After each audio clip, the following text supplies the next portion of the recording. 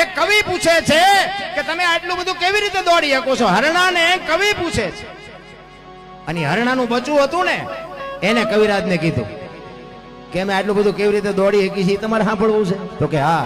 અને બચ્ચું તેથી બાપુ કવિરાજને જવાબ આપે છે, કવિરાજ, કવિરાજ, મારી માના પેટમાંથી હું બહાર પડ્યા પછી મારી માના ધાવણની શેડ એક મારા મોઢામાં પડી જાય ને પાણી પથા ઘોડા મૂકી દેજે ને જો આંબા દઉં તો મારી માનું ધાવણ લાજે. આ સંસ્કાર દેવાની જરૂર છે રામ. વહુ હારો ભેગા પાણી પૂરીઓ ખાતા હોય ત્યાં પરજા જેવી થાય હે. અરે અમુક અમુક તમે જોવો તો વાણંદ પાસે જો ખોટું લાગે તો ભાઈ બીજી વાર ન બોલાવતા, બાકી સત્ય તો કહેવું જ પડે. વાણંદ પાસે જઈને બેનું વાળ કપાવે, દી નથી ઉઠી ગયો, આવડા હોય આમ તમે જો ખીલકોડે ના પૂંછડા જેવા આમથી આમ ને આમથી, અરે તારો વેતો પાછી ઉગાડા માથે રખડી ગયું. 60 વર્ષ તેવે ઉમરા વજે રેરી સબે રમતી હોય ઢબોન ઢાસ. હવે તારી યાર મનાણા એના થઈ ગયા ઢબોન ઢાસ. શું ઢબોન ઢાસ?